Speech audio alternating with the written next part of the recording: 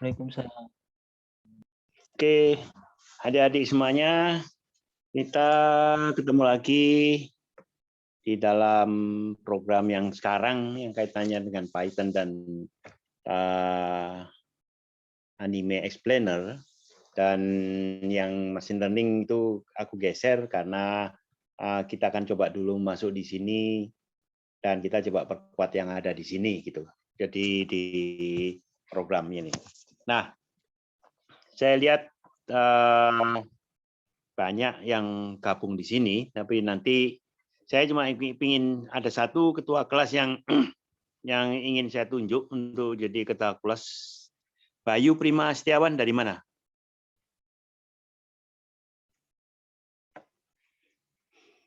Halo Bayu.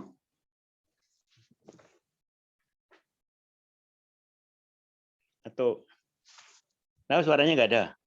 Gimana Bayu? Nyalain itu aja mic-nya. Udah, Pak. Udah. Tahu dari mana Bayu? Dari subkampus SMK 1 Boyolali, Pak. Oh, cuma Boyolali. Bayu gini. Aku minta kau jadi ketua kelasnya ini ya. Jadi yang kaitannya dengan ini. Dengan Python ini. Nanti itu ya. Jadi adik-adik semuanya kita sepakat Bayu jadi ketua kelasnya. Bayu kau bikin WA group sehingga yang lainnya bisa masuk gitu ya. Dimasukin lagi ya, grupnya. Oke. Buat semuanya nanti saya masukin lagi. Anda harus punya, seperti yang aku ceritakan di sebelumnya, Anda harus punya grup. Grupnya 3 orang. Maksimal 4 orang. Kalau katanya, mana Pak, 4 boleh aja, tapi jangan lebih dari 4. Kenapa? Karena ini terkait dengan tugas-tugasnya gitu. Kenapa? Jadi Python dan animasi explainer ini kita akan berpacu dengan waktu. Yang kita bisa sebutkan, saya tak tunjukin dulu ya. Jadi ini, baca tulisanku ya. Jadi kita punya buku yang sudah kita susun bersama dengan beberapa industri, bersama alumni yang terdahulu, untuk apa yang perlu dikembangkan bersama, gitu kan. Dan buku ini kita susun bersama tim yang nanti akan mengajar Anda dengan beberapa banyak kasus-kasus yang sudah berjalan di Indonesia maupun berjalan di luar negeri. Tujuan daripada program ini adalah mencari talenta-talenta yang terbaik untuk dia menjadi data science. Karena ini kalau Anda bicara masalah program,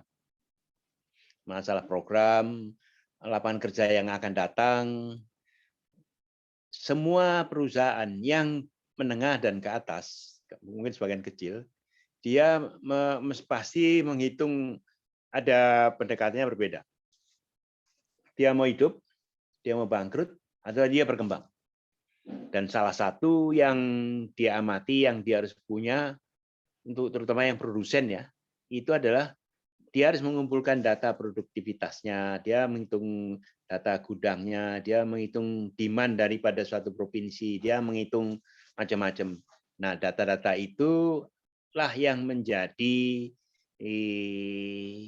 istilahnya nyawanya dia mau survive, atau dia mau mati, atau dia mau berkembang. Karena dengan data itu bagaimana menganalisa dan sebagainya. Dan ini bukunya juga kita kumpulkan di situ. Jadi Anda lihat aja. Jadi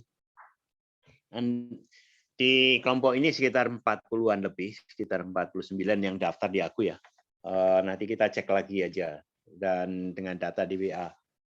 Anda kita minta untuk ngisi ini.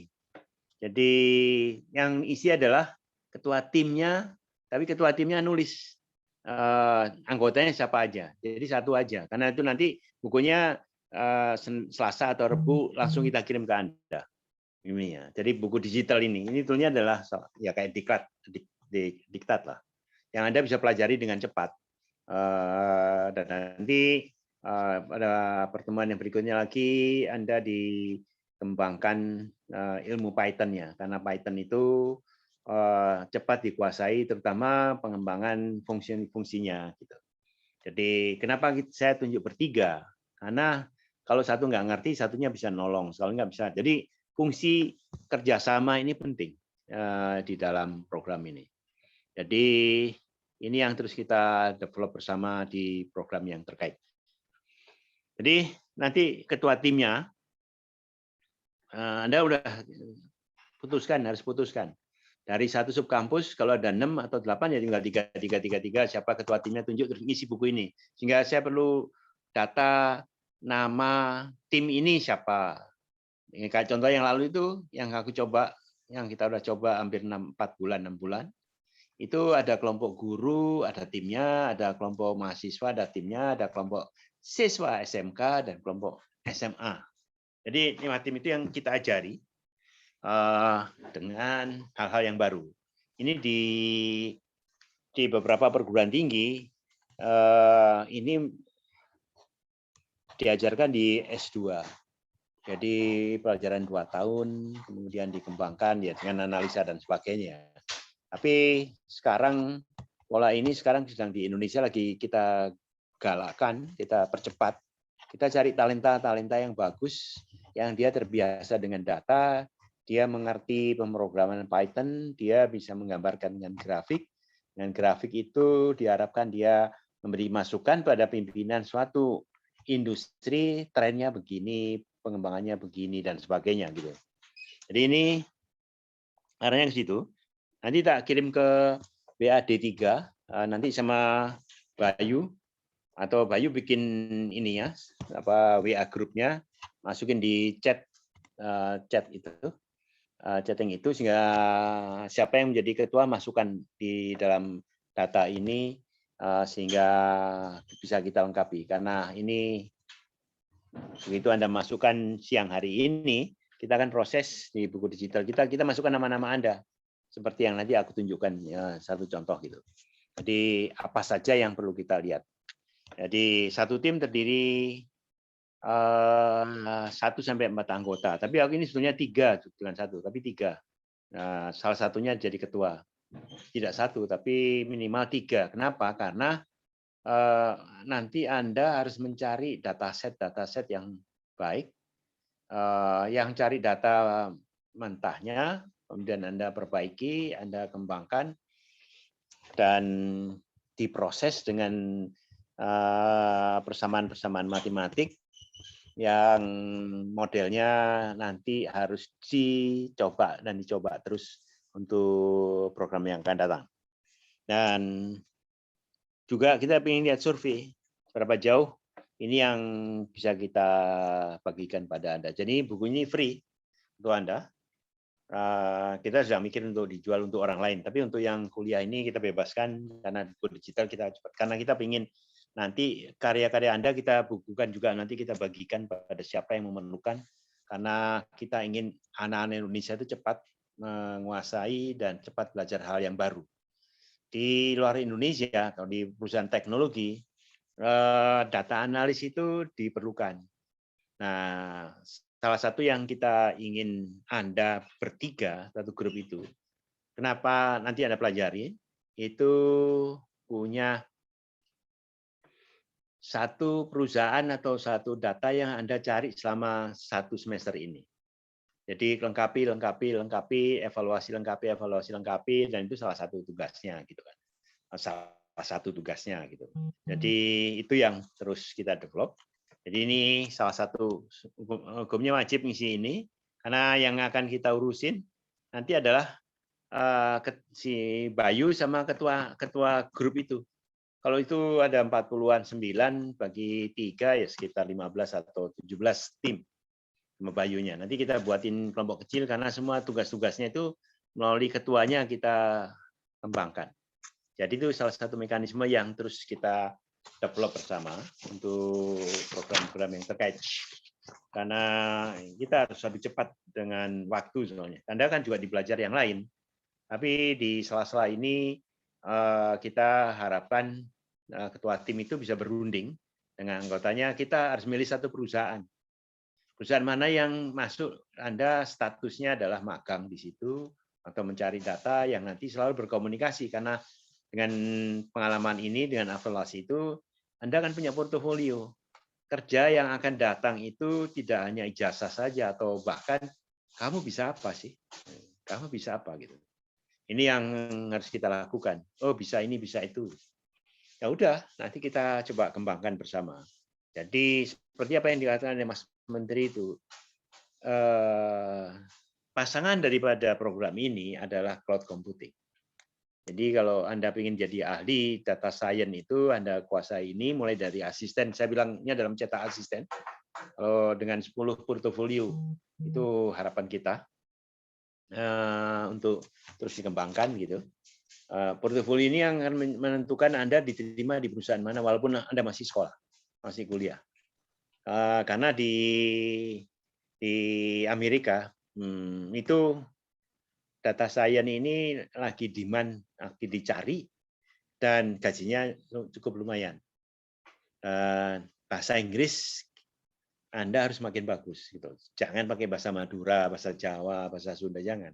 Karena ini adalah lapangan kerja internasional dan programnya kan terus kita kembangkan. Ini kita masukkan di PENS melalui Xiamio, karena Xiamio berkepentingan untuk mencari talenta-talenta yang terbaik untuk di-upgrade, dicari, ditemukan, di-upgrade, dan didorong terminologinya bisa didapat, kemudian portofolio dibanyakin, kemudian magang tetap dikembangkan, sehingga selama Anda kuliah selama 6 semester,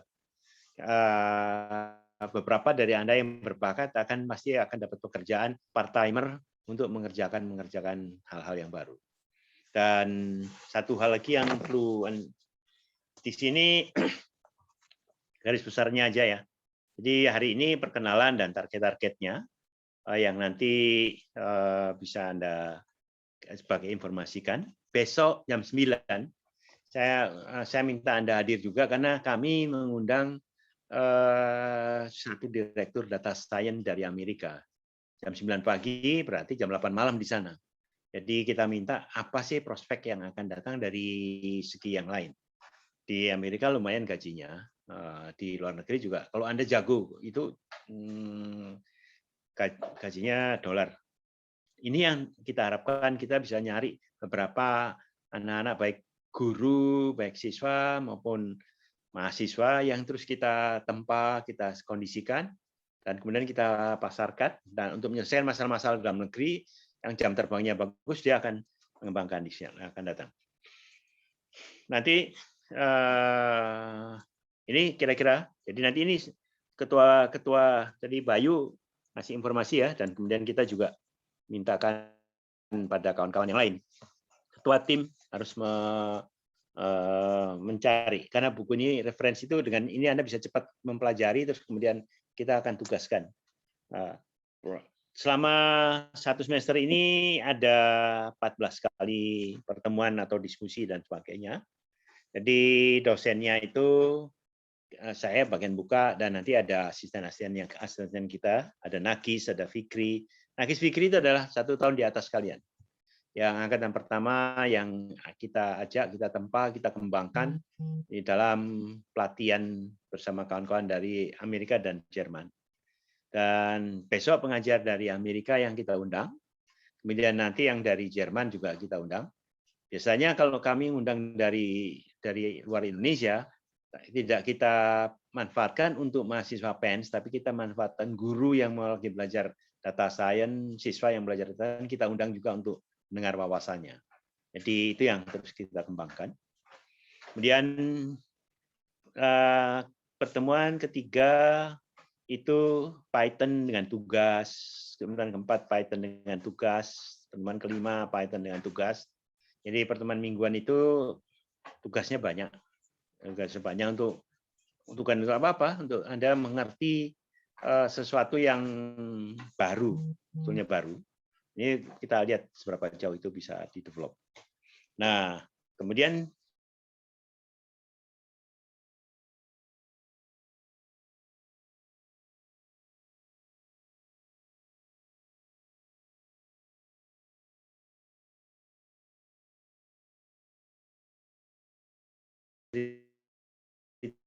diceritakan dengan baik. Nanti contoh-contohnya ada dari kawan-kawan dari Roy, Noi, Faisa itu bisa cerita nanti yang sekarang di sini adalah yang ngajar heterogen.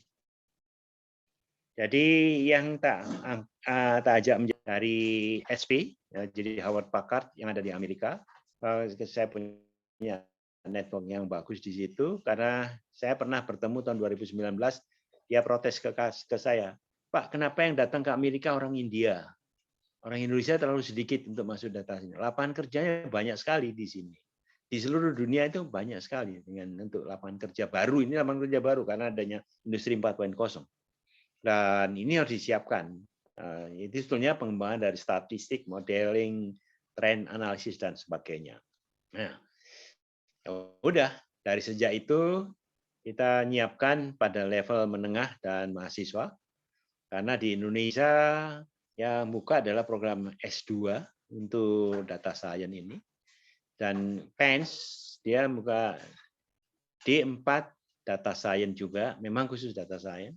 Tapi Kemdikbud bersama Xiaomi mencoba pada segmen SMK, SMA, mahasiswa dan guru, tapi talenta-talenta yang terbaik yang kita coba pompa, kita kondisikan, dan dia bisa bekerja nanti sambil kuliah atau apapun juga. Atau kalau guru ya sambil ngajar, dia bisa menyelesaikan masalah-masalah di kabupaten, di perusahaan itu untuk memberi advice pada perusahaan itu. Jadi intinya di situ. Kemudian juga Anda nanti pada kuliah ke-7, Anda kita minta mengumpulkan dataset di sekitar kota Anda. Nah, saat itu dataset sekolah, misalkan SMK 1 Surabaya, misalkan gitu. Di situ muridnya 2.000. Tolong dilihat data 5 tahun terakhir yang masuk 500 atau 700 atau 800 itu dari SMP mana saja. Yang keluar dan bekerja cepat itu ke perusahaan mana dan dari SMP mana saja. Karena itu adalah salah satu track record. Misalkan SMP 3 Surabaya yang banyak masuk ke SMK 1. Kemudian yang pinter dan dia menjadi 100 besar itu dari mana saja. Sehingga kemungkinan kerjanya juga lebih cepat. Dari situ kelihatan datanya untuk kepala sekolah. Ya udah kalau gitu berarti analisa kita siswa-siswa SMP 3 Surabaya itu bagus analisanya, bagus diajarnya, sistem bagus sehingga rate masuk ke SMK 1 Surabaya banyak, rate setelah dia lulus untuk ke pekerjaannya juga banyak dibandingkan SMP yang lainnya. Kenapa ini diperlukan? Karena kepala sekolah ingin keterserapannya tinggi. Kalau keterserapannya tinggi harus bahan bakunya bagus. Bahan bakunya bagus harus diteliti SMP mana masuknya dan perusahaan mana dia keluarnya. Karena anak-anak yang pandai di dalam hal bidang tertentu matematik atau bidang skill yang lain itu akan menyebabkan sekolahnya menjadi favorit paling mudahnya. Dan key performance indicator daripada kepala sekolahnya naik. Karena lulus sekolahnya jadi sekolah yang bagus, keterserapan lulusannya 70%, mandiriannya 20%, meneruskan 5%, 5%-nya nganggur atau nggak jelas. Itu yang tren yang akan datang ke arah situ. Jadi nanti kuliah ke-7, dataset ke-1, misalkan dari Anda cari di sekolah Anda, ataukah di puskesmas, atau PDAM, atau Bapeda, gitu kan. Dataset kedua, bagaimana, kemudian kuliah ke-9, Anda dataset ketiga sama presentasi. Dan kita taruh datasetnya ditaruh mana? Karena dataset ini adalah untuk mengembangkan angkatan-angkatan berikutnya lagi supaya makin banyak anak Indonesia pintar untuk melihat peluang dengan namanya big data. Orang bilang big data itu kaitannya ke sana. Termasuk nanti kaitannya dengan machine learning. Machine learning apa saja yang akan dikembangkan. Dan kenapa tak tarik ke sini? Karena saya ingin lihat Anda matang dulu, sehingga kalau kita kembangkan buka machine learning yang tahun semester depan, itu urusannya cuma kita akan minta 5 sampai 9 kali bertanding internasional. Kalau sekarang ini kita akan lihat, ya. Jadi semuanya nggak bisa juga nggak sampai ke internasional. Kita lihat aja. Jadi 7 Python dataset, ke-8 Python dataset juga. Kemudian presentasinya pada pertemuan ke-9. Kemudian kita coba daftar Kaggle. Jadi Kaggle yang ada di internasional itu atau yang lain, kita lihat ada masalah di satu perusahaan di negara mana, Anda membaca dan kemudian Anda menuliskan penyelesaiannya, persamaannya, dan Anda simulasikan. Dan dengan masalah itu, misalkan Anda ranking ke 1000, kemudian Anda perbaiki lagi, naik ranking ke 700, ranking lagi naik ke 40, atau ke 300, dan seterusnya. Dan nanti presentasi pertemuan yang ke-13, tadi 12 simulasi ketiga, dan presentasi yang ke-13 itu presentasi portofolio kalian. Kalau Anda selesaikan tugasnya 4, 5, 6 dan nggak meneruskan, yang lain nggak bisa, itu nilai musik. Kalau Anda bisa mengembangkan dataset 1, kedua, dan ketiga, nilainya B. Kalau Anda bisa masuk dalam dunia internasional, portfoliomu bisa kelihatan, nilai mata pelajaran ini A. Jadi jelas ukurannya. Makanya ini adalah kerja tim. Nanti aku minta tolong Faisa. Faisa itu adalah kami sudah mencoba kemarin dengan 30 tim. 30 tim yang berhasil sampai akhir itu 5. Yang lainnya berhasil sampai tugas 1, 2, 3. Kemudian sebagian lagi berhasil lagi dengan dataset. Tapi 5 ini yang berhasil sampai ke internasional. Dan yang saya menemukan anak-anak muda yang berbakat, yang mengalahkan mahasiswa dan gurunya. Karena perbakan kita jadi talenta yang masuk go internasional. Ini adalah seperti yang tadi sama waktu pembukaan ada oleh Pak Harun kan, di PENS ini adalah lomba internasional harus diikutin, diusahakan. Kita kan usahakan terus sehingga Anda terbiasa dengan lomba internasional. Tadi portofoliomu akan banyak gitu. Dan terakhir nanti kita akan bikin webinar 9 yang terbaik dunia ya. Kalau Anda terbaik dunia itu nanti dikembangkan bersama kawan-kawan. Ini kira-kira ini garis besarnya. Sebelumnya tak tunjukin sebentar. Nova mungkin bisa minta tolong dibuatin absensinya. Jadi di sini ada Faisa tadi. Nanti aku minta Faisa untuk bercerita. Dia adalah yang masuk 137 ranking dunia terhadap 1.700 peserta kira-kira gitu. Dan aku harapkan Anda juga sebagian besar bisa punya portofolio dunia. Kuncinya satu, nggak boleh malu dan malas bertanya gitu.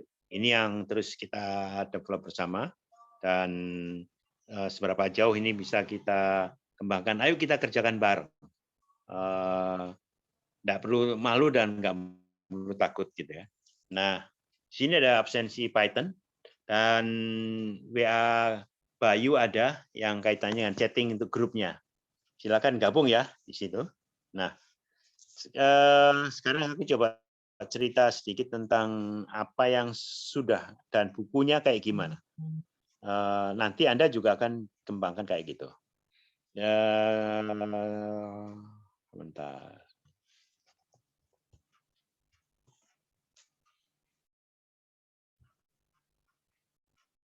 Jadi ini buku ini nanti yang akan saya kirim ke Anda. Makanya ada kita minta untuk ngisi tadi kaitannya dengan Google Form itu. Jadi ini sebetulnya sebagai referensi banyak buku di toko. Anda bisa belajar dari manapun juga nggak masalah. Tapi yang nggak bisa belajar bisa nanti belajar dari Fikri, Nagis atau Faisa untuk menyempurnakan ajarannya. Jadi ini nanti yang akan dapat itu. Jadi masalah sederhana, tapi masalah sederhana adalah masalah yang ada di sekitar Anda, di sekolah Anda. Masalah di Semarang kan beda dengan masalah di Malang, beda lagi sekolah di Mojokerto, beda lagi dengan ini. Sehingga ini akan menjadi babkan. Ini saya siapkan sama Rizal dari Simolek, Aditya ada di Jerman. Besok itu Pak Anton dari Amerika juga akan memberikan masukan. Nanti Pak Adit 2 kali atau 3 kali dia akan memberikan kuliahnya. Saat ini dia bekerja di Jerman. Jadi mata pelajaran ini adalah dosennya dari Asia, dari Amerika, dan dari Jerman. Tapi Anda kita pacu untuk go internasional. Jangan bikin malu Indonesia. Ini ya. Nah ini Queen-nya. Nanti Faisa suruh cerita, ada King. Ini yang aku minta. Anda harus punya tim. Nama timnya harus ada, terserah. Karena itu nanti yang kita undang adalah tim itu. Dan yang masuk ke internasional adalah nama tim itu. Jadi Anda mikir bareng-bareng timnya apa namanya dan masuk di dalam Google Form tadi. Kita akan lihat dan nanti akan kita kirim ke Anda. Jadi ini Anda lihat ya. Ini anak SMK, tim Queen ini dan King ini.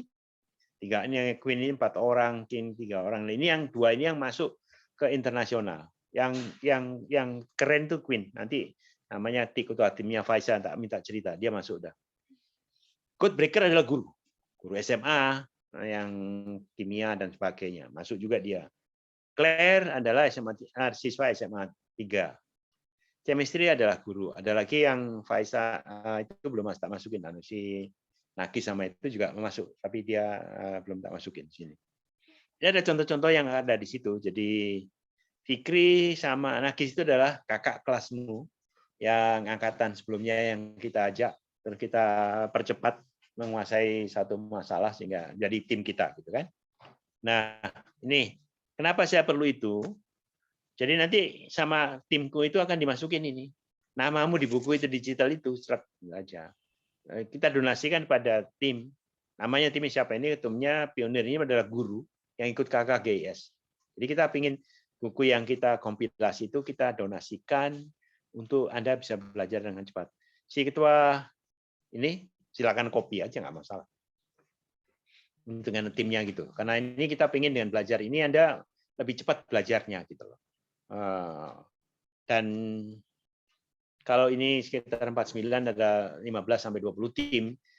Saya pengen yang masuk ke internasional itu minimal 80%, 75% lah. Kalau yang kemarin itu 20% cuma. Ini yang ya memang harus kita upayakan terus-terus. Nah, karena waktu itu kita bukunya dari internasional, tinggal lihat dari internasional, kecepatannya itu harus dikembangkan. Ini diperlukan tim yang solid. Nah, itulah yang kita sebut dengan kolaborasi, komunikasi, creative thinking, dan kritis, berpikir kritis. Ini Anda dibuktikan.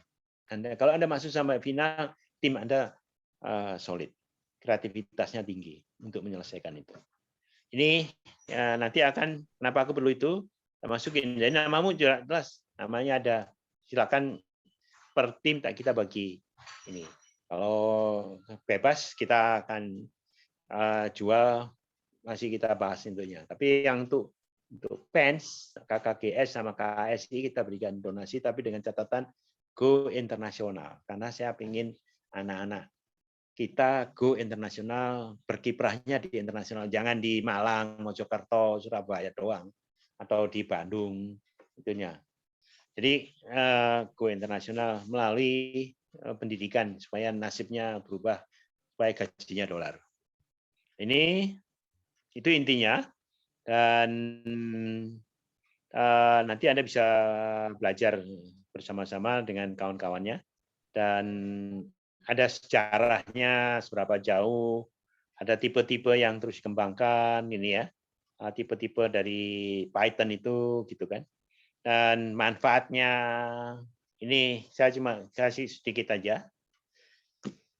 Beberapa bidang machine learning sudah kita masukkan, makanya kita rubah strategi kita machine learning dan internasional itu adalah semester 2 kalau Anda ingin 5 atau 7 atau 9 kali go internasional baru kita buka ini ya, karena kita ingin dorong yang terbaik go internasional walaupun tempatnya di Surabaya atau Mojokerto atau Malang atau Bandung atau apa Tangsel karena kita punya mahasiswa di situ tuh, tapi kerjaannya dari manapun juga gitu. Dan ini kuncinya bahasa Inggrisnya harus bagus dan Anda harus perbaiki terus bahasa Inggrisnya. Ngerti nggak ngerti belajar, ngomong nggak bisa ngomong terus dan karena kalau nggak gajimu UMR aja Mas. UMR Surabaya sama UMR-nya New York kan beda. Gitu. Kerjanya di Surabaya tapi kerja UMR-nya New York gitu loh. Range-nya yang udah jago betul ya, dia udah ambil master atau yang udah bagus, yang punya portofolio banyak dan ini banyak, hitungannya jam-jaman antara 30 sampai $100 per jam, tergantung jam terbang dan kantor perusahaannya. Hitungan aja. $100 kan, kalau $100 kan 1,4 juta. UMR di Surabaya kan 3 juta. Kerja di Amerika 2 jam sama dengan kerja di Surabaya 1 bulan. Nah, tinggal pilih, hidup itu kan pilihan. Kalau Anda menguasai ilmunya, pintar bahasa Inggris, dan portofolio bagus, ya tinggal nasib dan rezekimu aja. Mau berapa kali gaji yang dikembangkan, silakan. Ininya. Jadi ini, pengembangan web, pendidikan ilmu komputer, visual computer processing, pengembangan game, kedokteran. Sekarang ini bagian juga dari kedokteran edit DNA, genetik. Genetik itu ilmu akan berkembang terus dan ini memerlukan programming yang handal dan jangan sia-siakan hidupmu. Pilihanmu Anda masuk PENS. PENS itu adalah politeknik yang terbaik. Kemudian Siameo itu adalah organisasi 11 Menteri Pendidikan yang dikasih mandat untuk memintarkan lembaga-lembaga pendidikan di Asia Tenggara.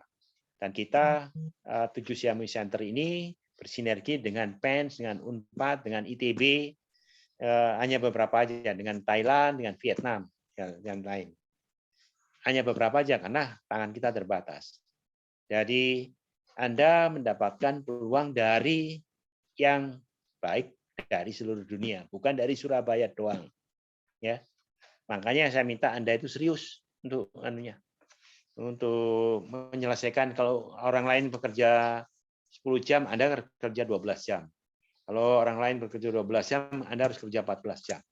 Karena kuliahmu itu pendek 3 tahun. Tapi dalam 3 tahun itu kalau penghasilanmu lebih dari 2 kali UMR itu baru tak acungi jempol 4 jempol intinya. Karena kerjaan IT memungkinkan. Itu tadi yang aku cerita. Per jamnya antara 30 sampai $100 per jam. $100. Tadi aku bilang $100 1.400.000. UMR di Surabaya kan sekitar 3 jutaan, 3 juta setengah atau 4 juta. Itu. Karena apa? Karena beda bahasa, pintar bahasa Inggris karena mengetahui masalah-masalah data science ini gitu. Itu. Dan bioinformatik yang sekarang juga terus dikembangkan, psikologi, astronomi, dan contoh kendaraan yang lainnya pengembangannya itu. Nah, apa yang terus ini implementasi Python itu saya ini yang penting ini. Anda harus pandai memanfaatkan data dan merubahnya menjadi garis, batang, marker dan sebagainya karena memudahkan orang menginterpretasikan. Saya mengembangkan data science, saya programmer dari tahun 72, dari zaman Fortran sampai sekarang. Dan Saya ambil disertasi di Jerman, di Aachen. Dan waktu itu saya di komputer mengembangkan modeling prediksi data penurunan muka air tanah di Bandung. Apa yang aku lakukan dulu tahun 85, sekarang jadi booming di mana-mana karena perusahaan itu memerlukan. Apa yang aku lakukan di tahun 85 itu sekarang yang kita ajarkan kepada Anda di PENS. Dulu adalah disertasi untuk ini. Sekarang di Indonesia masih bagian untuk program master. Tapi sekarang kita coba mencari anak-anak muda yang berbakat untuk terus dikembangkan. Statistiknya, kemudian variasi-variasinya, Anda akan belajar. Saya minta Anda buat portofolio sebanyak mungkin. Karena itu yang menentukan nanti gajimu berapa. Jangan males dan malu bikin portofolio. Bersinergi dengan siapapun juga. Jadi ini yang tergantung. Dan nanti juga Anda kita ajari juga tentang machine learning. Udah ada di buku ini machine learning-nya, tapi data itu kan harus diajari, dipelajari, diajari, di training supaya dengan data itu mesinnya bisa memprediksi kemana sesuai dengan harapan kita. Jadi datanya dibersihkan dan sebagainya, dikelompokkan dan sebagainya. Itu. Jadi mungkin dalam 1 bulan, 1,5 bulan Anda udah mulai belajar machine learning terhadap data-data itu nanti langsung kelihatan. Dan itu tadi, jangan malu. Kalau nggak ngerti, bilang nggak ngerti. Diskusi sama temannya, karena dengan diskusi itu akan menyebabkan berkembang dengan baik. Itu. Ini contohnya. Semua data-datanya ada semuanya di sini. Kasus-kasusnya ada, ya. Nanti kalau Anda diajari ini, mulai dari yang paling sederhana, input-outputnya, Anda harus ngerti di laptopmu atau di komputer di rumahnya itu. Prosesnya, karena proses itu adalah input dan output yang terjadi.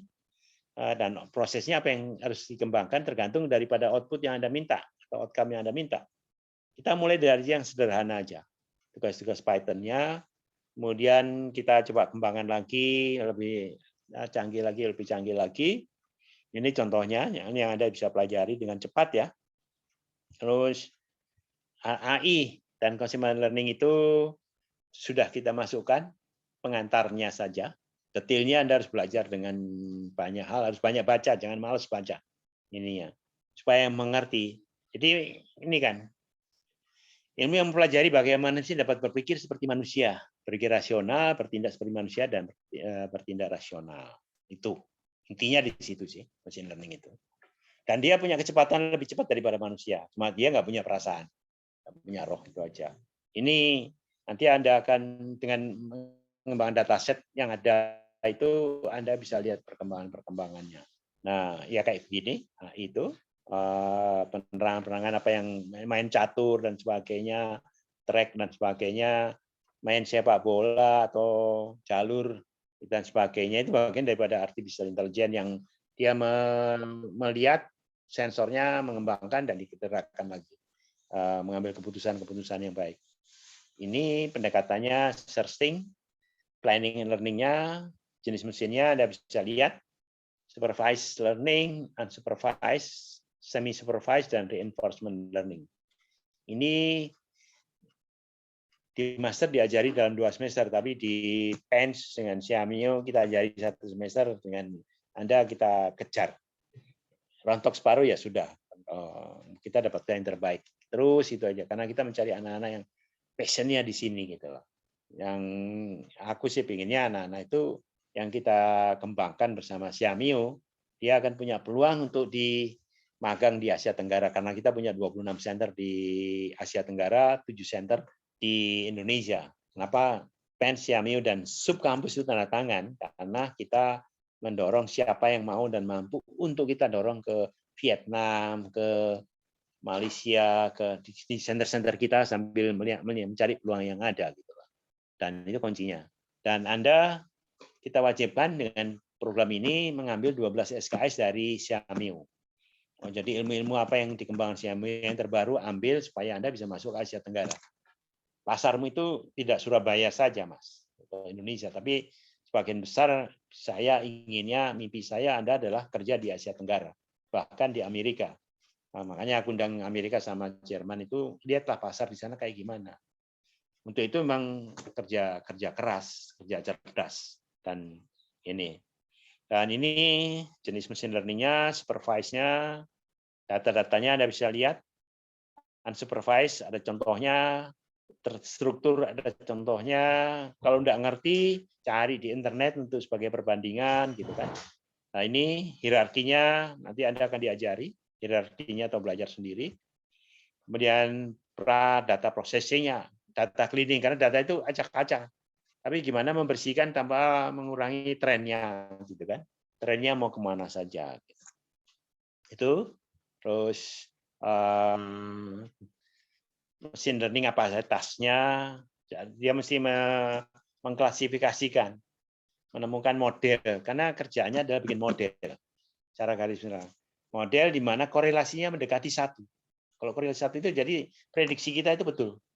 Jadi kalau sekarang naik, misalkan harga minyak naik $70, tapi karena prediksinya korelasinya 1, kita bisa prediksi itu 75, 80, sebulan, 2 bulan lagi. Sehingga apa yang bisa kita antisipasi. Dengan prediksi yang makin akurat, itu kerugian bisa diminimalis. Dan sekarang sudah berkembang dengan yang Anda nanti carilah ilmu yang terkini yang hasil Nobelnya itu tentang genetic engineering.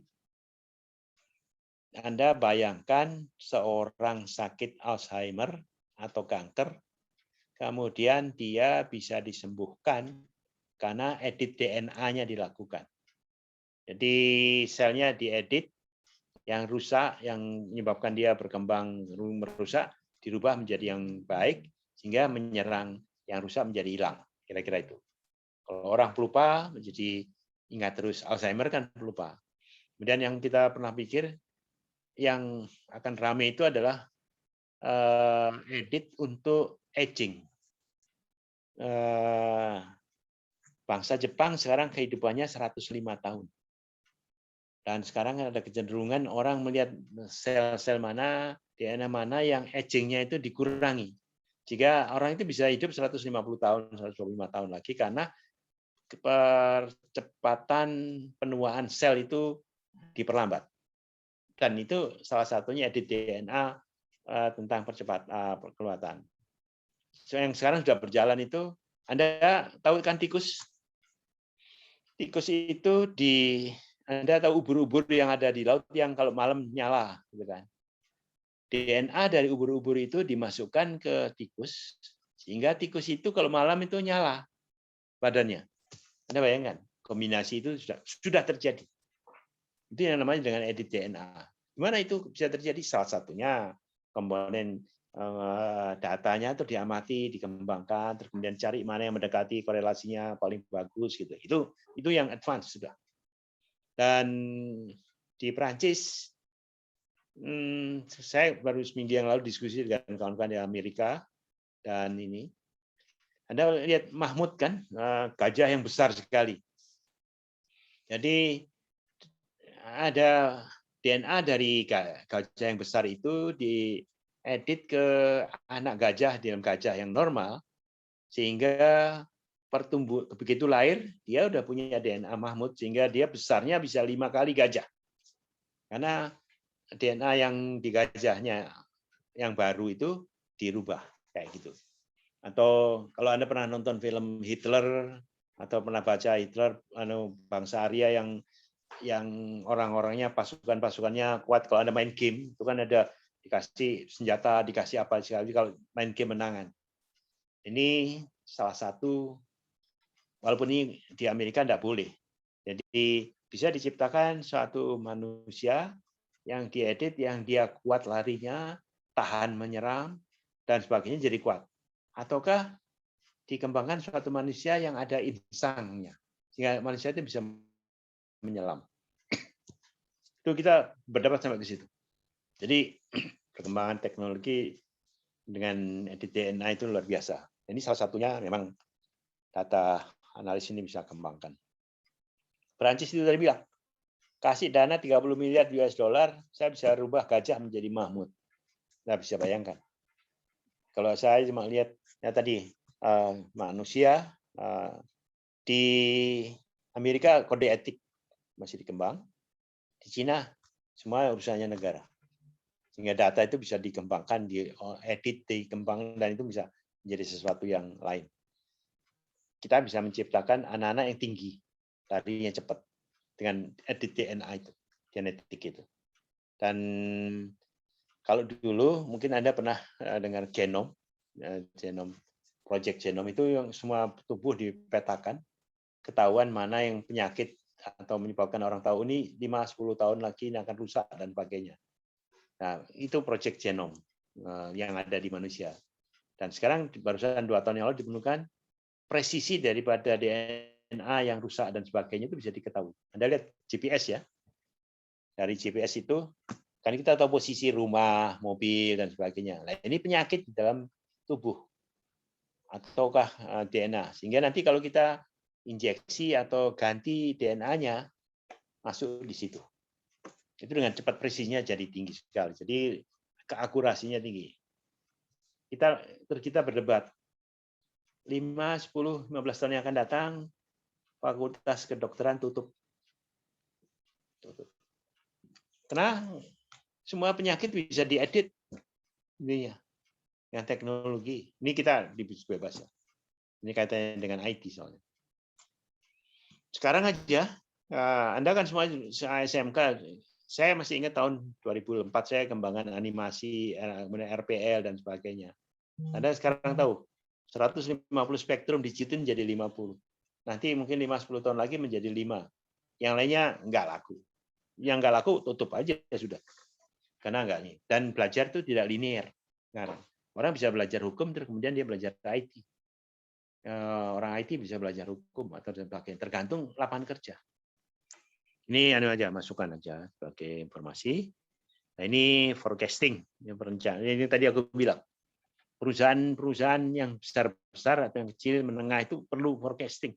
Yang tadi aku tunjukin ini. Untuk dia naikin produksi atau turunin. Atau COVID sekarang ini. Kenapa ada PPKM? Karena untuk mutus ini ya. Sehingga Anda bisa lihat kalau data dikumpulin, itu turun. BOR-nya turun. Itu ada karena suatu tindakan. Kenapa dilakukan level 1, 2, 3, 4? Itu karena pakai data. Orang mengambil keputusan itu bukan asal ngomong aja gitu. Kalau saya perpanjang 7 hari lagi, turun nggak? Ternyata turun. Karena memang memutus penularan. Ini lihat datanya. Kalau data ini, kerjaanmu nanti salah satunya selalu bikin data. Data dari data di sekitar sekolahmu. Di sekolahmu sendiri ataukah puskesmas. Ini juga clustering, unsupervised learning-nya. Anda bisa lihat kondisi kayak gini, klaster-klaster yang apa yang terjadi. Nanti ini bagian dari suatu proses. Anda bisa lihat kan, dengan data ini trennya kemana, klasternya gimana, kelompoknya gimana. Jadi sehingga kita kalau mengembangkan tuh bisa langsung pada kelompok itu mana yang dominan, itu yang kita kerjakan, kita perbaiki. Ini. Jadi isi buku itu algoritmanya kayak gimana di season 3 diajari di master. Saya kemarin diprotes guru di Malang. Dia baru selesai master. Karena dia jadi pengampu data science. Pak, saya belajar 2 tahun. Bapak ajarin ke guru dan siswa SMK sekarang 4 minggu sampai 8 minggu, 4 bulan sampai 1 tahun. Dan di level bawah lagi. Saya cuma komentar. Di Amerika itu banyak orang India yang jago. Engineer yang clothing. Nah, saya ingin menyiapkan anak-anak yang jago di data science dan itu dan lapangan kerjanya di luar Indonesia. Ini yang ya karena ini masalah kecepatan mengambil keputusan dan induksi daripada mana yang membutuhkan sehingga kita bisa siapkan dengan cepat. Yang Pak Dirjen kan bilang link dan supermatch. Ini upaya kita menjadi link dan supermatch dengan kebutuhan industri. Ya jadi apa yang dibutuhkan industri yang masuk langsung pada kurikulum. Nggak usah nunggu 3 tahun. 3 tahun lagi lapangan kerjanya udah beda lagi. Ini yang salah satu upaya. Makanya Xiaomi masuk pada beberapa universitas untuk pengembangan hal-hal yang baru Tapi syaratnya anak itu boleh bekerja sambil kuliah. Nah, Anda kita dorong karena Anda PJJ. Anda sekarang bisa di sini, tapi Anda juga bisa di Jepang. Karena kita punya mahasiswa angkatanmu itu ada 5 dari Jepang. Dari Malaysia kemarin ada beberapa, tapi nggak lolos tesnya. Nah, orang bisa belajar dari mana aja. Sekarang aja aku ngomong di Bandung, tapi ada di Mojokerto, Surabaya, kemudian di Tangsel. Anda tahu nggak terjadi tren? Nanti yang akan ngomong besok itu dari Amerika. Sehingga kita coba menyiapkan SDM sesuai dengan kebutuhan zamannya. Ini yang nanti Anda bisa lihat. Ini contoh-contohnya aja untuk Anda tahu kemana kita mau jalan gitu kan. Kenapa data itu penting? Ini naib bias segala macam algoritma. Anda nanti di PEN juga diajari algoritma gitu. Tanya, kuncinya cuma tanya aja. Banyak tanya lah. Jangan malu bertanya. Jadi kelas join program nomor 1 hukumnya wajib. Tidak boleh malu bertanya, tidak boleh malas bertanya. Supaya bertanya itu adalah menyatakan kristalisasi dari apa yang dipikir. Kalau nggak mau bertanya, otaknya nggak mau jalan. Itu aja saya selalu bilangnya. Karena nggak mau mikir. Karena bertanya itu kan mikir. Tadi ngomong apa gitu. Nah itu kita latihan mikir. Karena ini urusannya data. Kalau enggak, Anda kalah sama yang lain. Ini artificial network, ANN. Jadi Anda akan pelajari. Ini contoh-contohnya. Jadi ini hanya saya ambil yang anu aja, yang penting-penting aja. Karena masih banyak yang lebih detail, tergantung Anda mau kemana nanti. Performance measurement matriksnya kayak gimana, conversion dari N sama 1 akurasinya, MSC, Maple, dan sebagainya, Siloid. Ini contoh program. Dari mulai sederhana sampai menggunakan variable, ini yang dikerjakan oleh kawan angkatan sebelumnya, kita masukin. Nanti punyamu juga bagus-bagus kita masukin jadi buku yang kedua atau ketiga untuk angkatan berikutnya lagi. Variabel dan fungsi, kemudian pengulangan. Ini kawan-kawan sebelumnya, konversi mata uang. Ini mainan gimana kalau kamu punya $1 juta mau invest di rupiah atau di euro atau di yen atau di yuan setelah setahun 5 tahun berapa deltanya kayak gitu. Ini banyak masalah-masalah yang bisa kita kerjakan. Ini sorting tentang barang dan sebagainya.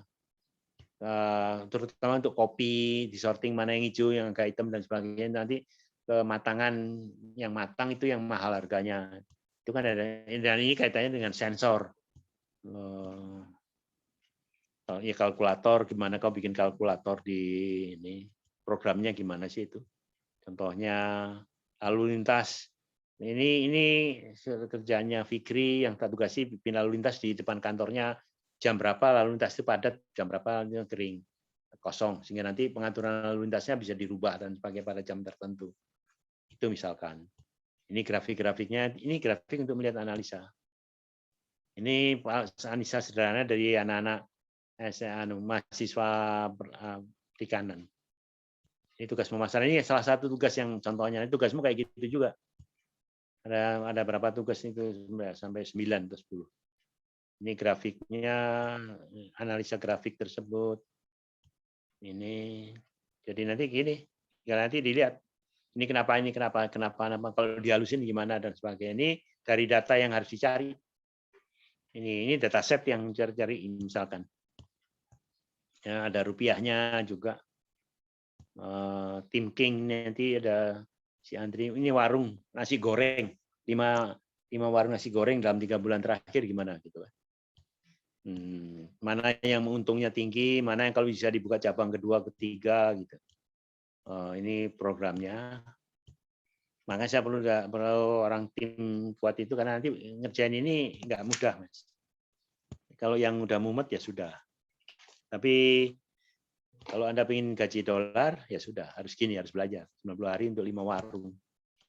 Ini yang tadi.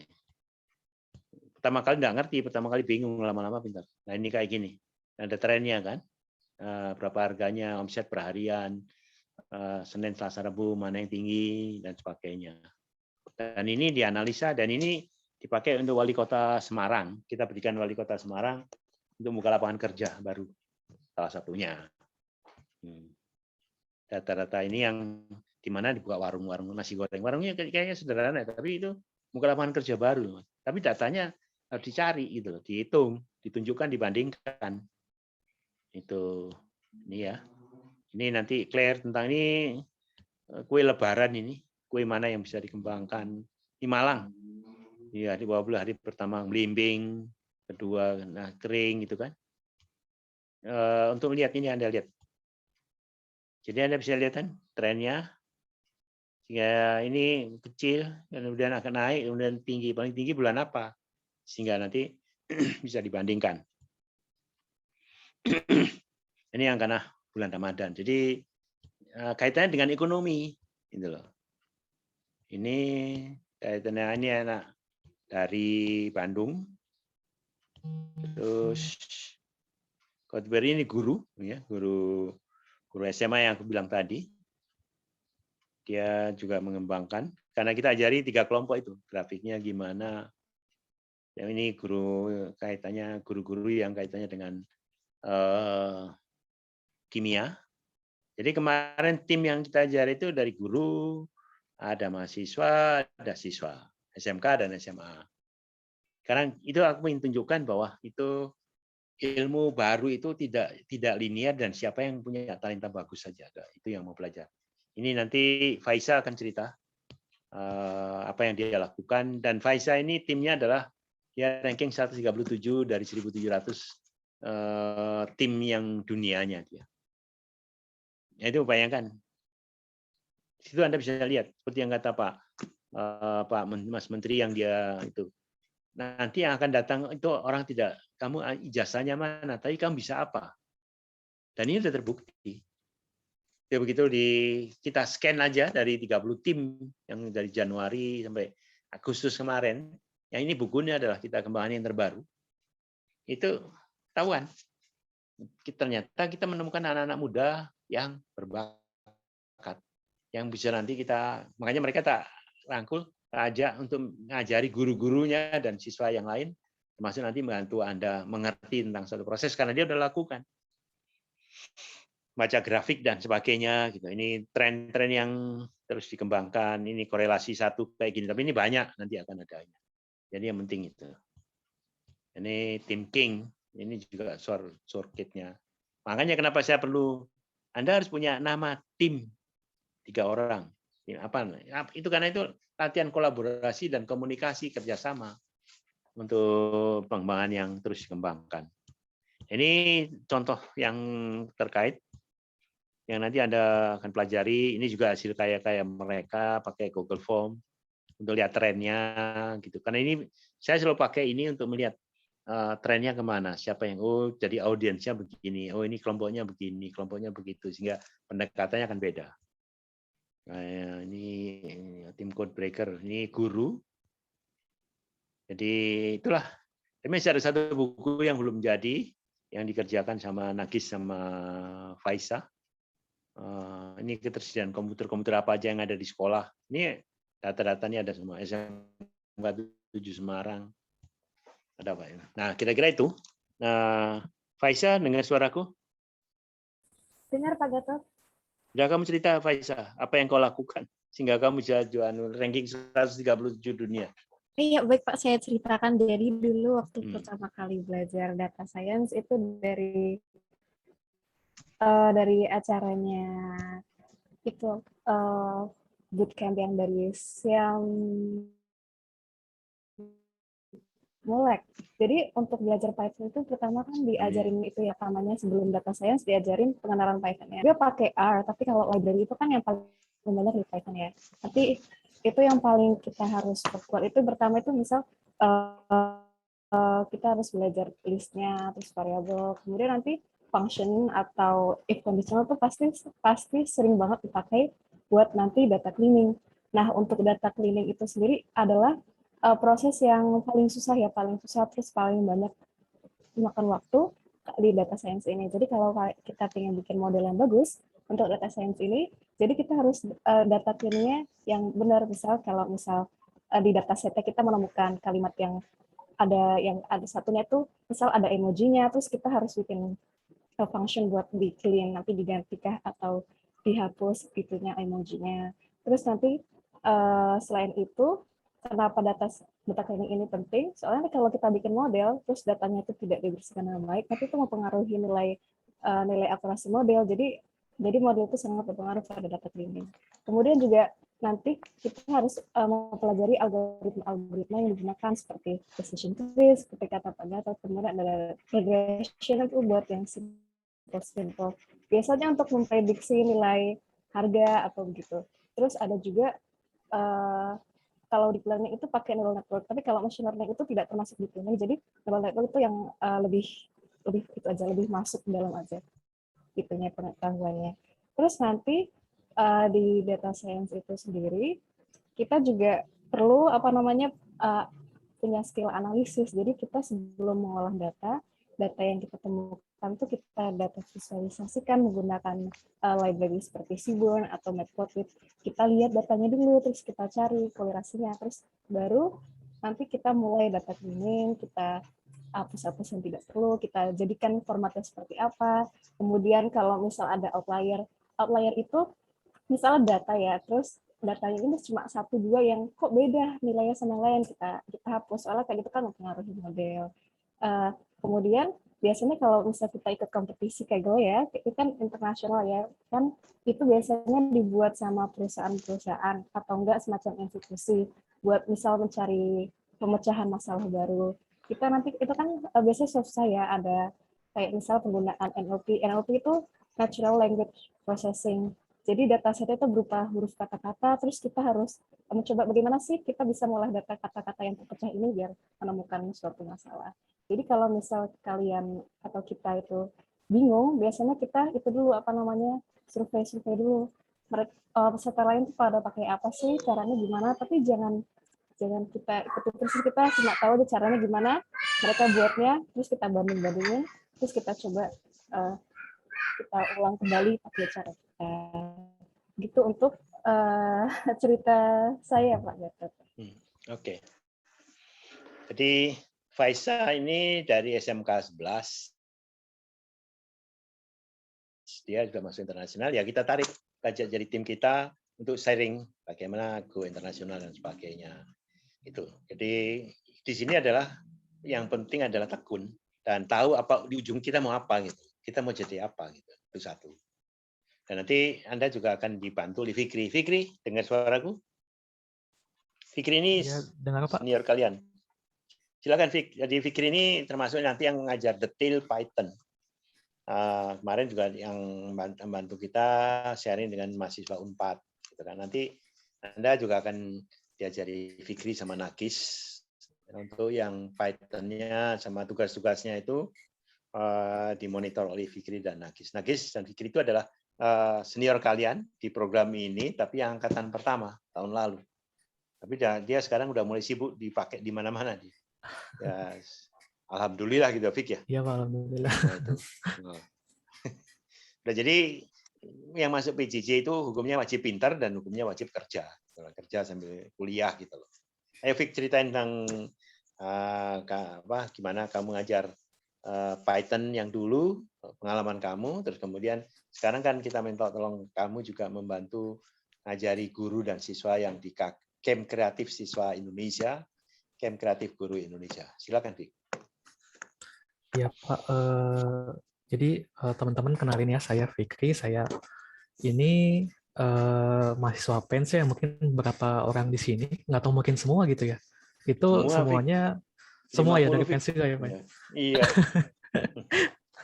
Kamu seniornya kamu. Mereka baru masuk. Iya. Ini kuliah pertama data saya tak masukin di kurikulum. Kalau di tahun lalu kan belum ada. Iya. Lalu belum masuk ini. Oke, silakan terusin. Iya, jadi nanti saya pribadi yang akan ikut, bukan mengajar ya, lebih ke membimbing sebetulnya, karena ya kita kan sama-sama belajar, sama-sama mendalami tentang Python ini. Di mana ya ini adalah sebuah ilmu yang sangat-sangat berguna sekali ya gitu untuk meningkatkan karir kalian. Jadi bukan hanya kalian sekedar mempelajari bahasa-bahasa pemrograman, mungkin kalau bagi yang semester 1 saat ini ya mungkin bahasa C begitu ya, atau jika sudah masuk gitu masuk PHP. Namun jangan juga merasa bingung, merasa pusing, merasa sulit untuk mempelajari bahasa Python ini.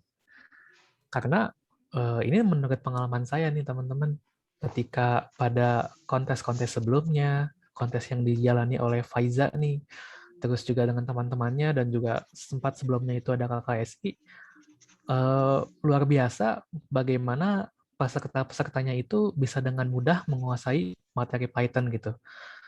Yang saya yakin karena memang Python ini ya memang sebuah bahasa yang bisa dibilang mudah sekali gitu. Sangat-sangat apa ya, bahasanya tuh sangat-sangat manusia lah gitu istilahnya tuh, karena bisa dengan mudah dimengerti, bisa apa ya, lebih menyerupai bahasa manusia ketimbang bahasa-bahasa yang lain gitu. Jadi pengalaman saya ketika saya mengajar guru-guru, terus juga mahasiswa-mahasiswa dari kampus-kampus lain, saya juga pernah secara eksklusif mengajari beberapa anak-anak yang dipilih oleh Pak Gatot dari Unpad ya, dari jurusan perikanan, dan luar biasa teman-teman, mereka tuh bisa bisa mudah gitu memahami tentang Python ini, dan mereka sampai cukup jauh gitu. Bahkan misalnya nih kakak kalian tadi Faiza ini berhasil sampai ke ranking 137 ya di di Kaggle kemarin di kontes machine learning. Wah, itu luar biasa sekali. Bahkan saya aja ketika kemarin masih kebingungan tuh dalam yang memahami tentang machine learning itu, data cleaning dan lain sebagainya. Begitu. Padahal Faiza ini ya awalnya itu sebetulnya saya yang bimbing juga gitu. Jadi luar biasa lah gitu. Teman-teman yang lain juga sebetulnya sama, mereka ya hebat gitu. Hanya saja memang seringkali kadang ada tim yang mundur, padahal sebetulnya ya mereka tuh mereka tuh jadi kehilangan kepercayaan diri, mereka tuh merasa wah ini kayaknya akan kesulitan dan lain sebagainya. Padahal mah tidak perlu. Ketika ada tim yang tetap mengikuti kontesnya, padahal memang sudah merasa kesulitan, pesimis, tapi dia ya berusaha aja gitu untuk mengikuti. Alhamdulillah pada akhirnya dia bisa sampai ke tahap yang tinggi sekali gitu dalam membuat misalnya machine learning, atau sekedar menampilkan grafik seperti yang tadi ditampilkan oleh Pak Gatot gitu. Mereka bisa gitu, dan mereka luar biasa gitu. Jadi ya buat teman-teman optimis aja. Python ini bukan materi yang sulit sebetulnya gitu. Sulit hanya jika kita merasa seperti itu.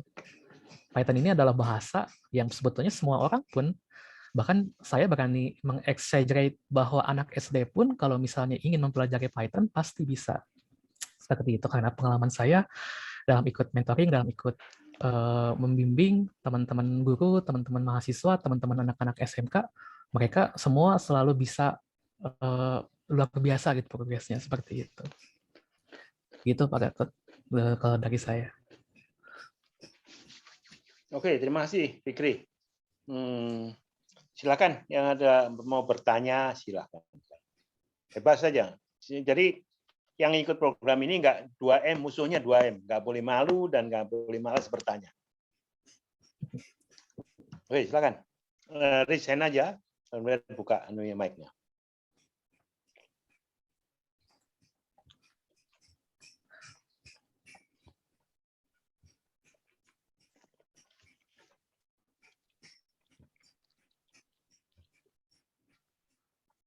Ayo silakan. Kalau enggak aku yang tanya. Aldi Indra dari mana? Halo Pak, Assalamualaikum. Ya, Waalaikumsalam. Saya dari Ponorogo Pak. Ponorogo. Subkampus SMA 1. SMA 1. Iya Pak. Ya, kenapa Anda masuk PENS dan kenapa ambil mata pelajaran? Soalnya mau gimana ya Pak? Dari SMK itu sudah jurusan RPL gitu loh. Terus saya mau mendalamin soal komputer lagi Pak. Oke. Adi Aryadi, dari mana nih? Adi Aryadi?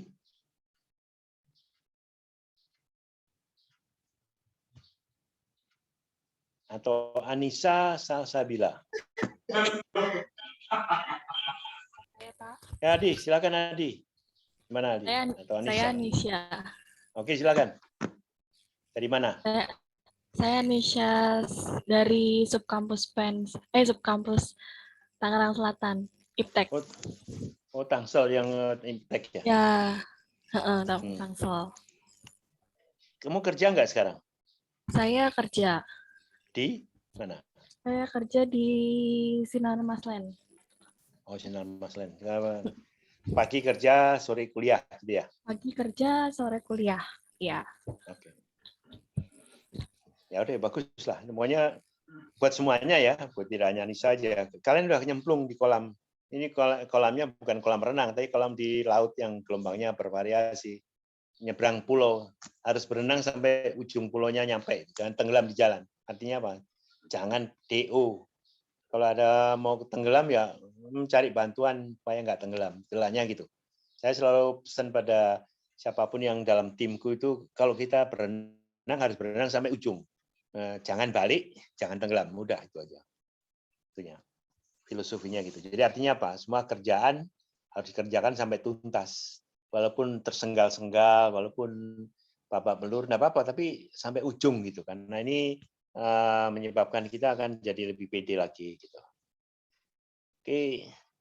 Silakan Ferdiansyah, silakan bicara. Silakan.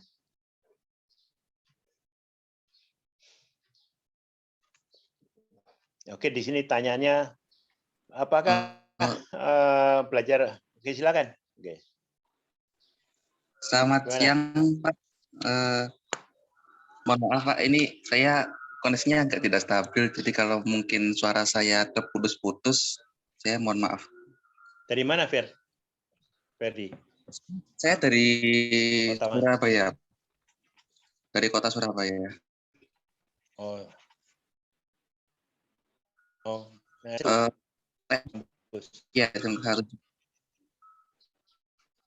Pertanyaan saya ini, Pak. Terus? Jadi, apakah untuk belajar machine learning kita perlu menghafal dan memahami berbagai macam library dan plugin dari Python ya, Pak? Iya, no. Ya, nanti Gitu, kan, Pak. ya itu jelas, no. Karena kan tergantung daripada masalah dan algoritmanya gitu loh. Jadi nanti tinggal mana yang cocok dan mana itu. Nah, Faisa bisa dikasih penjelasan tentang library atau Fikri, karena itu kan semuanya tersedia, tinggal kita algoritmanya kita yang menentukan, terus kita tinggal masukkan mana-mana yang mendekati hasil akhirnya mendekati satu menurut aku ya. Silakan Fikri atau Faisa. Ya, saya bantu jawab, Pak. Kalian. Ya, Silakan, selamat Faisa. siang juga Ferdiansyah. Iya, untuk belajar machine learning kita butuh ya pemahaman library sama pluginnya. Tapi kalau pemahaman itu kita nggak harus itu ya, apa namanya, ngafalin sintaks. Misal kalau pengen buat grafik harus kayak gini enggak, kalau misal kita lupa nanti bisa buka lagi gimana sih itunya cara memanggilnya, tapi asal jangan copy paste gitu ya. Kalau belajar tuh lebih baik jadi tambah bisa tuh kita ngetik sendiri itu perintahnya. Terus kalau pemahaman iya perlu, jadi misal kita harus tahu nih algoritmanya apa aja, dia tuh fungsinya apa. Nanti kalau kita lihat datanya, kira-kira ini cocoknya diterapkan ke algoritma mana ya? Apa ini cocoknya ke decision, apa cocoknya ke clustering kayak gitu kan? Apa cukup paham? Mbak sudah cukup paham. Cuman saya masih ada pertanyaan di sini, Mbak. Untuk belajar itu kan pasti kan untuk machine learning atau kecerdasan buatan kan pasti kita butuh data yang banyak nih, Mbak. Apakah datanya tuh kita bisa, apakah ada data online yang bisa kita ambil gitu, misal jadi kita nggak perlu menyiapkan data dari awal gitu, Mbak. Jadi kita bisa untuk belajar ya, Kak? ambil data dari Bisa orang lain. ada. Iya, untuk Biasanya belajar. kalau kita ingin belajar, nanti ada dataset online yang bisa kita pakai langsung. Biasanya banyak banget di Kaggle. Terus kalau misal kakak itu ingin pakai Seaborn ya, misal cuma buat testing pakai library kayak gimana. Itu kan Seaborn buat data visualisasi ya, yang tadi ditunjukin Pak Gatot kan ada grafik-grafik itu biasa dibuat Seaborn. Di situ dia juga menyediain dataset contoh namanya tips gitu. Nanti kakak bisa coba pakai datasetnya, misal ditunjukin parameternya untuk harga kayak gimana, atau tunjukin variabel untuk umur, untuk hari kayak gimana begitu. Jadi kalau dataset tuh banyak sekali di internet yang open source. Jadi biasanya ada di Kaggle. Kaggle itu banyak banget datasetnya. Ada dari pendidikan, ada juga dari data rumah sakit, ada juga data pasien penyakit apa gitu dari India gitu. Nanti udah lengkap ada umurnya, terus dia tinggal di daerah mana, terus jenis kelaminnya apa, juga daerah rumahnya itu kan berpengaruh ya itunya variabelnya dalam modeling model. Ya.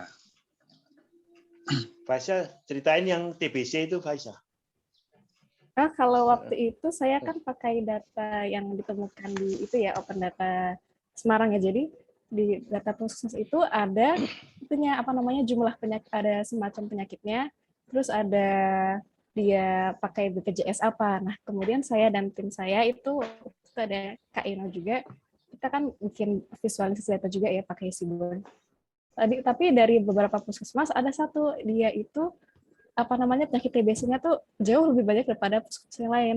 Malah puskesmas yang lain itu nggak ada di TBC sama sekali, cuma penyakit kayak semacam pusing saja atau biasa penyakit ringan seperti meriang, pusing atau batuk pilek, flu. Tapi kalau di daerah tersebut ada TBC-nya banyak. Ternyata setelah ditelusuri dari data puskesmas tersebut kan ada itunya ya variabel tempatnya dan juga asuransi pakai apa. Dan itu bisa kita dapat konklusi bahwa yang banyak TBC itu daerahnya tuh kalau dibandingkan puskesmas itu apa ya, pendapatannya tuh lebih rendah daripada puskesmas yang lain pasiennya.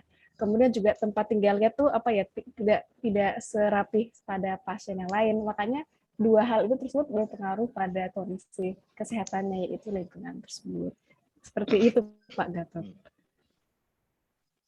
Iya.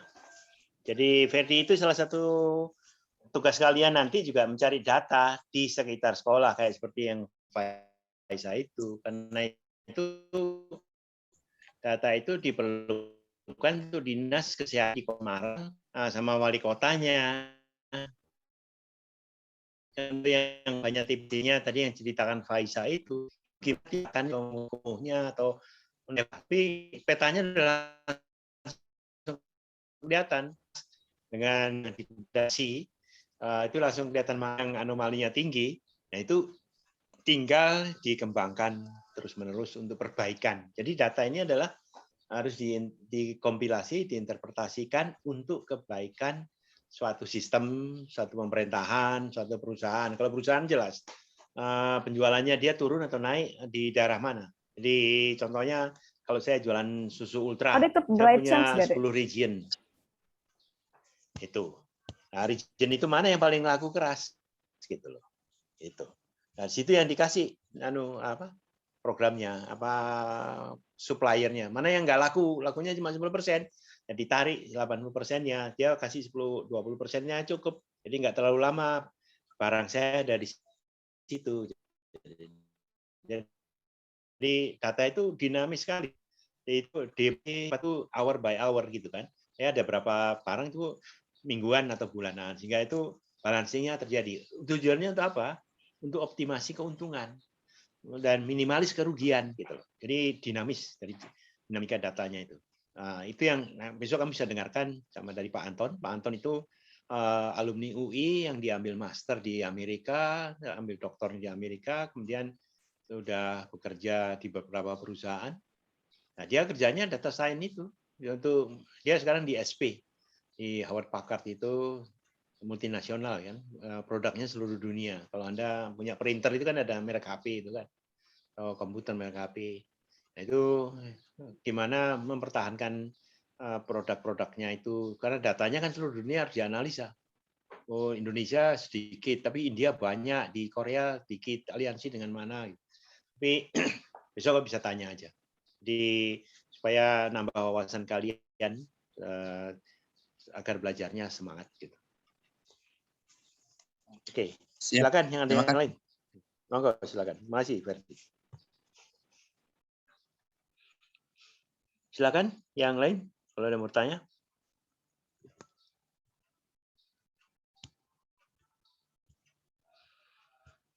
Jadi tugas kalian itu nulis tadi ya, timnya harus masuk. Karena ini bukunya langsung kita bagi secepatnya. Besok wajib hadir. Besok jam 9 pagi. Nanti linknya tak kasih. Anda dengarkan dan tanya sebanyak mungkin bagaimana perjalanan data di Amerika dan sebagainya gitu. Anda punya gambaran data science itu berapa banyak dibutuhkan untuk apa dan siapa, karena dia orang dari industri gitu, dan sehingga akan menambah wawasan dan motivasi kalian untuk belajar. Kenapa sih harus belajar ini gitu? Karena peluangnya besar kalau mau, kalau rajin, kalau fokus gitu kan. Dan saya ingin sebagian dari mahasiswa kita ini kerjanya di Asia Tenggara atau di multinasional, tapi memang nanti di situ jago di mana gitu loh. Ini yang terus kita semangati. Begitu yang seneng dan jago ya udah kita kumpuli, terus kita asah terus, kita beri masalah-masalah terus. Begitu nanti ada perusahaan memerlukan, silakan diskusi sendiri gitu untuk pengembangannya. Karena satu lagi yang nanti siapa yang jago data science itu kita dorong, kita ajari cloud computing tahun semester depan. Karena itu kombinasi itu. Kalau punya data banyak, simpannya di mana? Ya di cloud computer kan, computing kan. Kan scary itu kan, nggak di server satu gitu kan. Tinggal manage-nya bagaimana gitu. Itu paripurna itu dari teknologi sekarang. Nggak ada urusan umur, nggak ada urusan gelar. Tapi begitu kau kompeten di situ, kau dicari dan kau buktikan itu dengan portofoliomu itu keren. Dan semua akan dapat tugas seperti yang kayak Faisal tunjukkan. 3 tugas, cari data set di sekitar sekolahmu. Puskesmas, sekolah, dan satu lagi apa. Jadi Anda cari kumpulin. Kalau data set di internet banyak sekali, tinggal ngolah-ngolah dan sebagainya, masukin persamaannya jadi sudah. Tapi itu kan data luar negeri dan data sekian tahun yang lalu. Data yang Anda kumpulkan itu nanti kita akan masukkan di server kita untuk angkatan berikutnya lagi untuk belajar kasus Indonesia, data setnya begini. Kasus puskesmas, data setnya gini yang tadi diceritakan sama Faisal. Kasus di SMK 7 yang memanfaatkan provider Telkom atau ini atau itu atau Origo itu berapa banyak? Itu kan juga suatu kompilasi data sehingga orang bisa tahu ternyata yang paling banyak adalah apakah Telkomsel atau XL atau apa. Ini dari satu lingkungan. Kalau itu lebih besar lagi, ya kita tinggal lihat petanya, dan provider itu juga melihat petanya. Di mana saya kuat, di mana saya lemah. Dan dia tinggal gimana untuk menaikkan itu. Berapa saya harus investasi untuk promosi dan bagaimana caranya gitu. Apakah saya bisa geser satu daerah itu dengan produkku atau tidak, ya, atau daerah baru saya masuk sebanyak mungkin karena customer loyalty itu harus dijaga dan sebagainya. Jadi itu urusannya mati hidupnya perusahaan. Makanya data science yang sudah jago ya dicari, dikejar orang, dikejar perusahaan. Ya Pak Anton sudah 4 kali ganti perusahaan kalau nggak salah ya, karena itu dikejar ini pindah lagi kayak gitu. Ya karena di Amerika loh ya. Ya saya ingin ngirim sebanyak mungkin keluar Indonesia anak-anak yang ini melalui salah satunya melalui PENS, nanti melalui Unpad, melalui program KKSI, KKGS dengan politeknik yang lain gitu kan. Kita terus kembangkan kayak gitu. Oke, yang lain silakan. Fabi Hardistianto dari mana tuh? Selamat siang, Pak. Selamat siang, Fabi dari mana? Dari Subkampus SMKN 1 Surabaya, Pak. Oh, SMA 1 Surabaya ya. Mbak Bukayati ya? Iya, Pak. Aku udah berapa kali ke SMK-mu dulu. Zamannya Pak siapa itunya, Pak Harun dan sebagainya. Ini adakah yang dari Jepang datang enggak ya? Iya Pak, saya hadir. Pertanyaan. Siapa Mas? Bagus. Saya Bagus Ramadan Pak, dari Oh, di Utsunomiya Jepang. kota mana Mas? Utsunomiya Pak. Tsunami. Tochigi. Anda udah berapa tahun di Jepang Mas? Nah, Sekarang tahun keempat Pak. wih, kontrakmu berapa tahun lagi? Seharusnya kemarin disodorin kontrak baru, tapi saya ingin pulang Pak. Jadi akhir tahun insya Allah saya pulang ke Indonesia. Oh, ada nggak kontrak SSW 5 tahun lagi? Nanti aja Pak, selesain studi dulu Pak, rencana kayak gitu.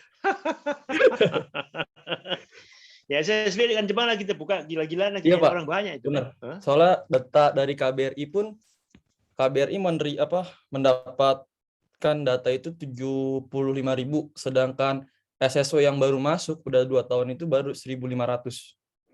Nah itu. Masih jauh. Makanya. Ya, adik-adik Anda perhatiin, bagus itu dari Jepang karena kita baru buka di Jepang tahun ini.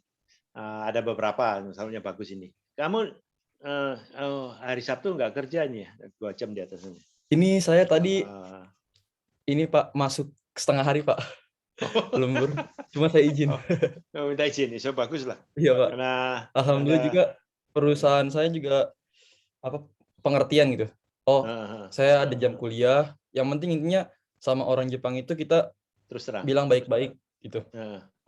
Kalau diem-diem mungkin dia gimana ya, kecewa apa gimana gitu, kok kenapa nggak dikasih tahu gitu. Iya betul. Karena itu, orang Pak. Jepang juga bagus lah, bagus. Siapa lagi yang dari Jepang nih? Kalian bagus. Gus, kalau gitu bahasa Jepangmu udah jago dong, Gus. Alhamdulillah udah dapat N3 Pak kemarin. Oh, N3 udah bagus ya. Oh, ya Tinggal kamu nunggu terusin. Tuh, kalau gitu kamu selesaikan studi ini, pulang studi nanti balik lagi ke Jepang udah levelnya beda dong. Insya Allah Pak. Gitu. Jadi gajinya 2 kali dari yang sekarang lah harapannya gitu.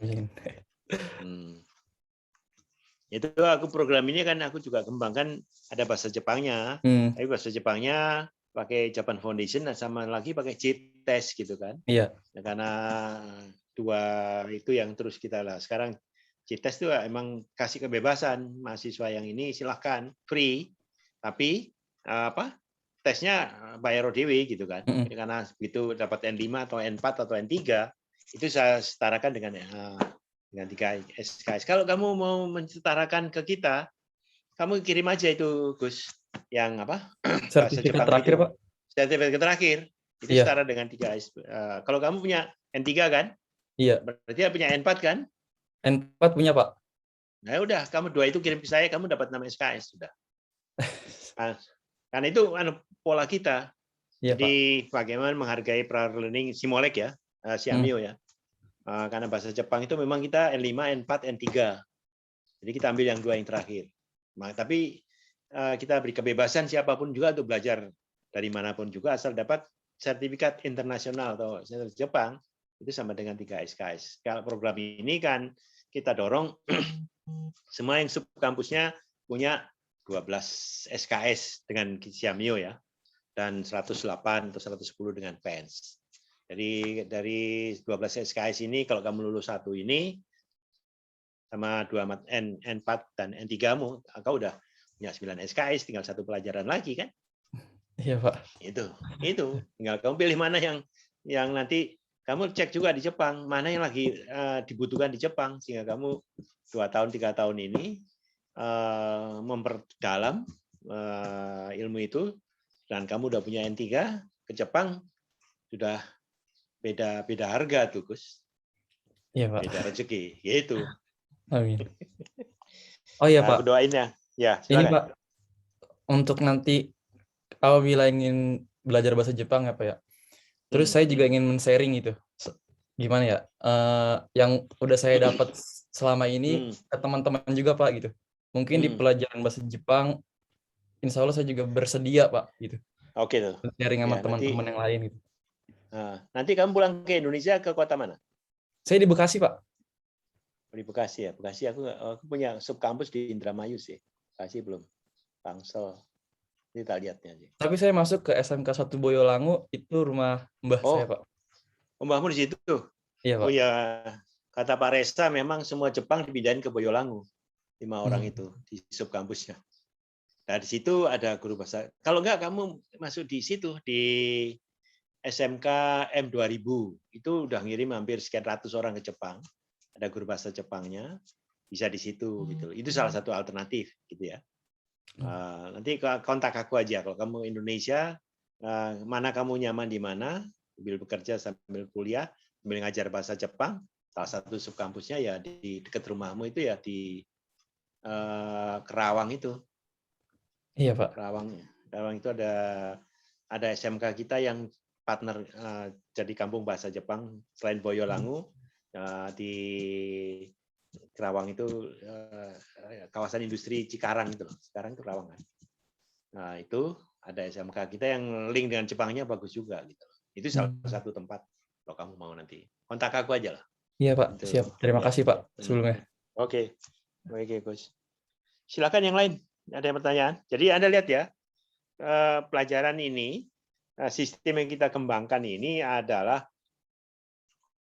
sudah antar negara. Anda bisa belajar dari mana aja. Jadi pembelajaran akan datang itu berbeda. Orang bisa belajar dari siapapun, dari manapun juga dengan ilmu yang terbaru, baru ditemukan setahun, 2 tahun yang terakhir. Dan itu dibutuhkan. Itu sekarang adu cepat, adu pinter. Udah itu aja. Dan salah satu kuncinya komunikasi dan berani bertanya, berani tidak malu melakukan ini, melakukan itu gitu loh. Jadi kuncinya 2M itu harus dihindari, malu dan malas gitu. Itu kalian harus beda gitu. Karena nggak mudah online itu. Oke, yang lain silakan kalau ada pertanyaan. Pertanyaan nih. Fatimatun Zahra dari mana itu?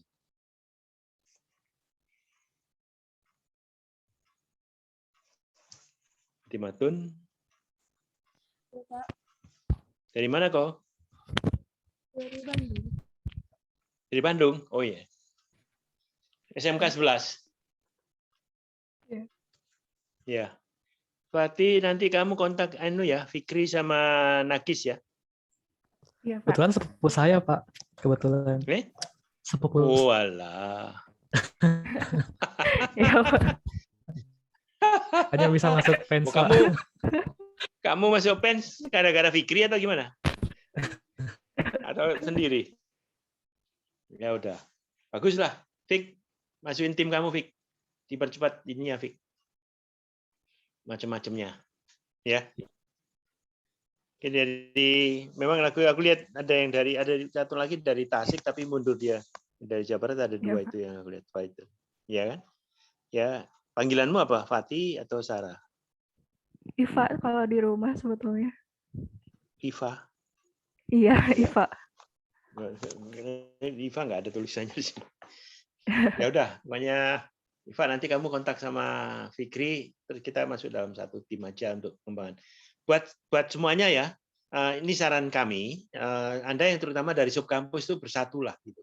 Bersatu nanti kita coba cari peluang-peluang apa yang bisa kalian kerjakan. Saya bisa ngomong sama sub kampusnya atau perusahaan itu yang perlu kita sinergikan, saling bantu-membantu sehingga kalian itu menjadi lebih muncul di kota tersebut gitu loh. Sambil bekerja, kita usahakan bekerja di sekolah atau di perusahaan di situ. Karena program ini adalah bekerja sambil kuliah, gitu. Bekerja sambil kuliah yang terus kita kembangkan, ilmunya dapat, pengalaman kerjanya dapat, peluang untuk keluar negerinya ada, dan peluang untuk mendapatkan cari uang juga ada. Karena tadi aku barusan ngajar yang tentang teknopreneur, ya udah silahkan yang mau sekolah ambil dapat duit. Duit itu kan bisa dari bekerja dan juga mandiri dengan berbisnis online gitu. Oke, siapa lagi kalau ada pertanyaan?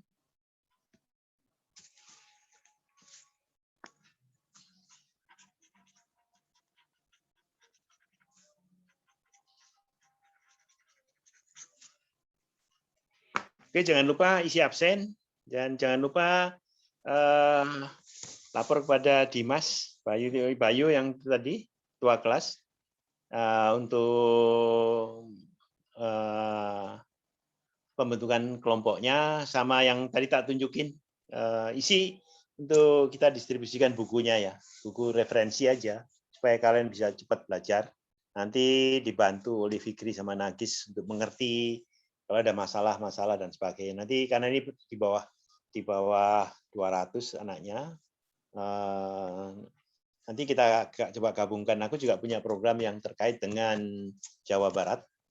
Fik nanti bantuin Dinas Provinsi Jawa Barat untuk ngajari anak-anak magang online untuk ini ya. Siap, Pak, siap.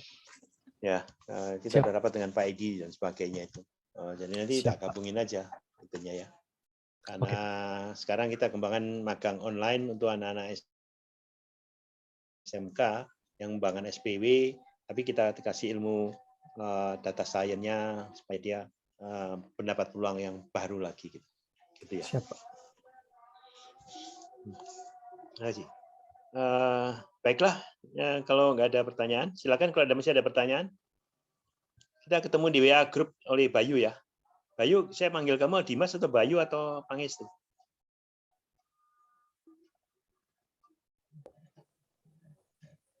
Bayu, Pak. Bayu ya? Oke, bersalah. Oke, ketua kelasnya Bayu. Terus nanti Anda udah kenal dengan Fikri, dengan tadi Faisa. Ada lagi di sini ada Bu Nova, tapi yang ngurusi untuk tadi ajak untuk lihat aja apa yang terjadi. Bu Nova adalah yang ngurusi teknopreneur, pengembangan bisnis di masing-masing siswa yang mengambil teknopreneur. Kira itu. Baiklah, kalau nggak ada pertanyaan lagi, terima kasih kehadirannya pada siang hari ini. Jangan lupa besok ya, besok jam 9 dan jam 11. Usahakan Anda dengar langsung. Nah, aku moderatornya aja. Apa yang pengalaman dia mengembangkan data science?